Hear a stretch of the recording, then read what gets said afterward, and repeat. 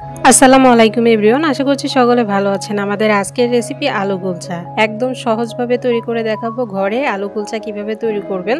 আর তেল না, পানি দিয়ে আমি আলু কুলচা তৈরি করে দেখাবো। সকাল বিকেলের নাস্তায় কিন্তু খুব সুন্দরভাবে আপনারা ইজিভাবে এটাকে তৈরি করে খেতে পারেন এবং বাচ্চাদের টিফিনেও কিন্তু আপনারা দিতে পারেন। আশা করছি আমার আজকের আলু কুলচার রেসিপি আপনাদের সকলের কাছে ভালো লাগবে। ভালো লাগলে অবশ্যই আমার চ্যানেলটিকে সাবস্ক্রাইব করে পাশে থাকা বেল আইকনে ক্লিক করে নোটিফিকেশন অন করে রাখবেন, তাতে আমার সমস্ত নিত্য নতুন রেসিপির ভিডিও পেয়ে যাবেন। আর আশা করছি সম্পূর্ণ ভিডিওটি আপনারা দেখবেন, টানবেন না, না টেনে সম্পূর্ণ ভিডিওটি দেখার অনুরোধ রইল। তো চলুন দেখে আসি আলু কুলচা আমি কিভাবে তৈরি করছি। তো আলু কুলচা তৈরি করার জন্য আমি একটা বোলে দিয়ে দিচ্ছি 2 কাপ আটা। আপনারা চাইলে ময়দাটাকেও কিন্তু ব্যবহার করতে পারেন, তাতে কিন্তু কোনো সমস্যা নেই। আমি আটা মেপে নিচ্ছি, মেজারমেন্ট কাপ দিয়ে মেপে আটা দিয়ে দিলাম 2 কাপ।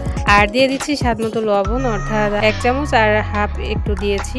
তারপর দিয়েছি হলো 2 চামচ চিনি, তারপর হাফ টি স্পুন বেকিং পাউডার আর হলো হাফ টি স্পুন বেকিং সোডা এখানে দিয়ে দিতে হবে। এখন সবকিছু দেওয়া হয়ে গেলে শুকনো উপকরণগুলো খুব সুন্দর করে মিশিয়ে নিতে হবে, যাতে কোনো কিছু এক জায়গায় দলা পেকে না থাকে। তার জন্য আমার শুকনো উপকরণগুলো যখন ভালোভাবে মেশানো হয়ে গেছে, তখন এখানে দিয়ে দিচ্ছি সামান্য তেল। একদম অল্প করে দিবেন, বেশি দিতে যাবেন না, তাহলে কিন্তু আলু কুলচাটা একদম খাস্তা হয়ে যাবে, ভালো হবে না। তো আমি তেল দিয়ে একদম ঘষে ঘষে মেখে নিলাম আটাটা। ঠিক এরকম ঘষে ঘষে মেখে নেবেন, যাতে মানে আটার প্রত্যেকটা অংশে লাগে তেলটা, সেইভাবে আপনারা ঘষে ঘষে এখানে আটাটাকে মেখে নেবেন। তেলের সঙ্গে যখন আটাটা আমার ভালোভাবে মেশানো হয়ে গেছে, তখন এখানে দিয়ে দিচ্ছি টক দই। এখানে আমি 4 চামচের মতো টক দই দিলাম। ফ্রিজে যদি থাকে তাহলে আগে থেকে বের করে নর্মাল করে তারপর পানি ঝরিয়ে নেবেন, পানি ঝরিয়ে ভালো মতো ফেটিয়ে নেবেন। আমি এখানে 4 চামচ টক দই দেওয়ার পর আমি এখানে খুব সুন্দর করে হাত দিয়ে চেপে চেপে মেখে নিচ্ছি। একদম চাপ দিয়ে দিয়ে মেখে নিতে হবে, কিন্তু মাখা যখন হয়ে যাবে টক দইয়ের সঙ্গে, তখন আমি এখানে দিয়ে দিব একদম নর্মাল বানিয়ে একদম অল্প অল্প করে পানি দিয়ে একটা ডো তৈরি করে নিতে হবে। আপনারা কিন্তু একেবারে পানি দিতে যাবেন না, একদম অল্প অল্প পানি অ্যাড করে তারপরে এখানে খুব সুন্দরভাবে একটা ডো তৈরি করে নিতে হবে। আর আমরা সবসময় যে রুটি পরোটা খাই ওরকম ডো তৈরি করা যাবে না, ওর থেকে একটু সফট আর কি আটাটাকে মেখে নিতে হবে, আটার ডো তৈরি করে নিতে হবে। তো দেখতে পাচ্ছেন আমি কিন্তু অল্প অল্প পানি অ্যাড করে তারপরে এখানে আমি আটাটাকে মেখে নিচ্ছি। আর এখানে বলে বোঝানোর মতো খুব বেশি একটা কিছু নাই, আপনারা কিন্তু সবটা দেখেই বুঝে নেবেন। আর আমি তো মুখে বলছি, আশা করছি আপনারা বুঝতে পারবেন যে আমি কিভাবে কাজটি করছি। তো দেখতেই পাচ্ছেন একদম চেপে চেপে আমি খুব সুন্দরভাবে আর কি আটাটাকে মেখে নিয়েছি। আর আটাটা যখন এরকম মানে হয়ে যাবে, তখন বুঝতে হবে যে আটাটা মাখা হয়ে গেছে।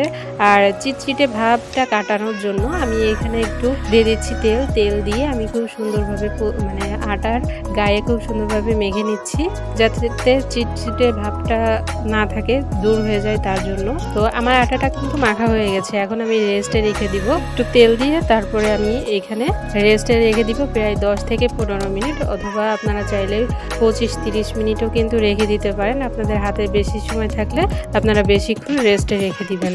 আমি একটা ঢাকনা দিয়ে ঢেকে রেখে দিলাম এক সাইডে। এখন আমি মাঝারি সাইজের 2টো আলু সিদ্ধ করে নিয়েছিলাম। আলুটা খুব সুন্দরভাবে খোসা ছাড়িয়ে তারপর আমি এখানে একটা স্টিলের গ্লাসের সাহায্যে ম্যাশ করে নিচ্ছি। আপনারা চাইলে ম্যাশার দিয়েও ম্যাশ করে নিতে পারেন। আর আলুটা সিদ্ধ হওয়ার পর একটু গরম অবস্থায় আপনারা আলুটাকে ম্যাশ করবেন, তাতে কিন্তু মানে তাড়াতাড়ি হয়ে যাবে আলু ম্যাশ করাটা। একদম খুব সুন্দর করে ম্যাশ করে নিতে হবে। আপনারা চাইলে গ্রেটার দিয়েও গ্রেট করে নিতে পারেন। আলুটা যখন আমার ম্যাশ করা হয়ে গেছে, তখন এখানে দিয়ে দিচ্ছি কালো গোলমরিচ, দিয়ে দিব হাফ টি স্পুন লবণ, দিয়ে দিচ্ছি হাফ টি স্পুন হলুদের গুঁড়া, দিয়ে দিচ্ছি হাফ টি স্পুন লাল মরিচের গুঁড়া, দিয়ে দিচ্ছি কিছু পেঁয়াজ কুচি একদম কিউব করে কেটে নিয়েছি, ছোট ছোট টুকরো করে নিয়েছি, আর হলো কিছু কাঁচা মরিচ। আপনারা এখানে মরিচটা কে কতটুকু খাবেন সেই পরিমাণ অনুযায়ী আপনারা মরিচের পরিমাণটা দিয়ে দিবেন। আমি এখানে 3 রকমের মরিচ ব্যবহার করেছি, অর্থাৎ কালো গোলমরিচ, কালো গোলমরিচে কিন্তু ঝাল আছে, যথেষ্ট ঝাল। তারপর কাঁচা মরিচ দিয়েছি, তারপরে লাল মরিচের গুঁড়ো দিয়েছি। আপনারা সবকিছু একটু মেপে ঝুপে আর কি নিজেদের পরিমাণ মতো আর কি দিবেন, কে কতটুকু মরিচ খাবেন। আলুটা খুব সুন্দর করে মেখে নিয়েছি। দেখুন মাখা যখন হয়ে গেছে আলুটা, তখন এক সাইডে রেখে দিব। এক সাইডে রেখে দিয়ে আমি আটাটা আবারও একটু মেখে নিব প্রায় 15 মিনিট পরে।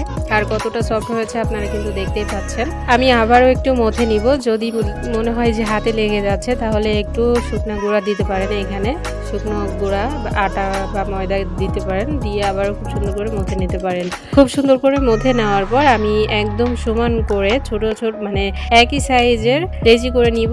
খুব বেশি ছোট না আবার খুব বেশি বড় না, একদম মাঝারি সাইজের লেচি তৈরি করে নিয়েছি। দেখতে পাচ্ছেন আমরা রুটি বা পরোটা যেরকম খাই তার থেকে আর একটু মানে দুটো পরোটা অথবা দুটো রুটি যাতে হয় সেই পরিমাণ আর কি লেচি করে নিতে হবে। তো দেখতে পাচ্ছেন খুব সুন্দর করে প্রত্যেকটা লেচি তৈরি করে নিয়েছি একই সাইজের। এখন একটা লেচি অল্প করে একটু আটা দিয়ে তারপর হাতের সাহায্যে আর কি একটু লম্বা করে নেব। একটা বাটির মতো তৈরি করে নিতে হবে, 2 হাত দিয়ে টেনে টেনে লম্বা করে নিতে হবে। আবার খুব বেশি আটা দিতে যাবেন না, খুব বেশি আটা দিলে কিন্তু আবার সমস্যা হতে পারে। আমরা যে একটু পরে ডেকোরেশন করব সেটা আর করা যাবে না। তো দেখতে পাচ্ছেন এরকম বাটি সাইজ করে নিয়ে তারপরে 1.5-2 চামচের মতো আলুর পুর দিয়ে মুখটাকে খুব সুন্দর করে আটকে দিতে হবে একদম চেপে চুপে। তারপরে একদম অল্প করে অল্প অল্প আটা দিয়ে আর কি রুটিটা তৈরি করে নিতে হবে। একটু যখন বেলা হয়ে যাবে রুটিটা তখন এখানে দিয়ে দিতে হবে কালো জিরা। আমি এখানে কালো জিরা ব্যবহার করেছি, তবে আপনারা সাদা তিল অথবা কালো তিলও কিন্তু ব্যবহার করতে পারেন। আর দিয়ে দিচ্ছি হলো সুন্দর দেখার জন্য দিয়ে দিচ্ছি হলো শসার খোসা। আমি একটু গ্রেটার দিয়ে গ্রেট করে নিয়েছি, সেটা দিয়ে দিচ্ছি যাতে সুন্দর দেখা যায়। তবে আপনারা এখানে চাইলে ধনিয়া পাতা কুচি করে এখানে দিয়ে দিতে পারেন সুন্দর দেখার জন্য, আলু কুলচাটা যাতে সুন্দর দেখা যায় তার জন্য। যাই হোক, আলু কুলচাটা কিন্তু আমার তৈরি হয়ে গেছে, দেখতে পাচ্ছেন খুবই সুন্দর দেখা যাচ্ছে। আলু কুলচা যখন হয়ে গেছে তখন আমি চলে এসেছি চুলায় একটা প্যান বসিয়ে দিয়েছি আর একটু পানি দিয়ে দিয়েছি। পানি দিয়ে তারপর একটা আলু কুলচা আমি দিয়ে দিলাম। আলু কুলচাটা দিয়ে ঢাকনা দিয়ে দিতে হবে। ঢাকনায় যদি কোনো ছিদ্র থাকে তাহলে অবশ্যই বন্ধ করে দিতে হবে যাতে ভিতরে ভাবটা বাইরে বেরিয়ে না আসে, তার জন্য। আমি এখানে একটা লবঙ্গ দিয়ে দিলাম, লবঙ্গ দিয়ে তারপরে ঢাকনাটাকে বন্ধ করে দিলাম। আর পানিটা শুকানো পর্যন্ত আপনারা কিন্তু জাল করে নেবেন, আর জালটা একদম মাঝারি থেকে একটু কমে রেখে তারপর আলু কুলচাটা তৈরি করে নেবেন। তো দেখতে পাচ্ছেন আলু কুলচাটা কতটা সুন্দর দেখা যাচ্ছে। প্রায় 2 থেকে আড়াই মিনিট মতো কিন্তু আমি আলু কুলচাটা রান্না করে নিয়েছি পানির তাপে। আপনারা চাইলে এখানে পানি অথবা তেল কিন্তু একটু মানে সামান্য তেল কিন্তু দিতে পারেন। তবে আলু কুলচা প্রথম একটা বা দুটা হতে সমস্যা হবে বা তুলতে সমস্যা হবে, তবে পরের গুলা কিন্তু আর কোনো সমস্যাই হবে না। একটা আলু কুলচা হয়ে গেছে, আমি উপর থেকে ঘি বিরাজ করে দিচ্ছি। আপনারা চাইলে বাটারটাকেও কিন্তু ব্যবহার করতে পারবেন। এখানে আলু কুলচার উপরে এবং নিচে সমানভাবে ঘি অথবা বাটার ব্রাশ করে দিয়ে উল্টিয়ে পাল্টিয়ে খুব সুন্দর করে আর কি ভেজে নিতে হবে আলু কুলচাটা। আলু কুলচাটা কতটা পারফেক্ট হয়েছে, কতটা সুন্দর হয়েছে আপনারা কিন্তু ইতিমধ্যে দেখেই বুঝতে পারছেন যে আলু কুলচাটা কিন্তু ফুলে খুব সুন্দর হয়ে গেছে। তো আমি আলু কুলচা একে একে আমি তৈরি করে আপনাদেরকে পরিবেশন করে দেখাচ্ছি যে আমার আলু কুলচাটা ঠিক কেমন হয়েছে। তো দেখতে পাচ্ছেন ইতিমধ্যে আমাদের আলু কুলচা কিন্তু সবগুলোই তৈরি হয়ে গেছে, আর দেখতে কিন্তু মাশাআল্লাহ অসম্ভব সুন্দর দেখাচ্ছে, আর খেতেও কিন্তু মাশাআল্লাহ অসম্ভব মজার হয়েছিল।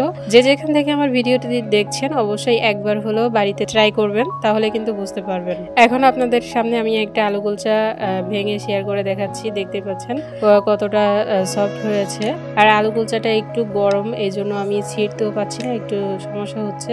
তারপরেও আমি চেষ্টা করছি আপনাদের সামনে ভেঙে শেয়ার করে দেখাচ্ছি যে আলু কুলচার ভিতরে কেমন হয়েছে। দেখতে পাচ্ছেন আলু কুলচার মধ্যে কিন্তু আলুতে একদম মানে আলুর পুরে ভরপুর একেবারে। আশা করছি আপনাদের সকলের কাছে আমার আজকের রেসিপি ভালো লেগেছে। ভালো লাগলে অবশ্যই সাপোর্ট করে যাবেন। মূলত আমার আজকের রেসিপি এতটুকুই। আমার আলু কুলচার রেসিপি কেমন লাগলো সবাই অবশ্যই কমেন্টস করে যাবেন। মূলত এতটুকুই ছিল আমাদের আলু কুলচার রেসিপি। সবাই অনেক ভালো থাকবেন, সুস্থ থাকবেন। আমার পরবর্তী ভিডিও দেখার আমন্ত্রণ জানিয়ে আজ এখানে বিদায় নিচ্ছি। আল্লাহ হাফিজ।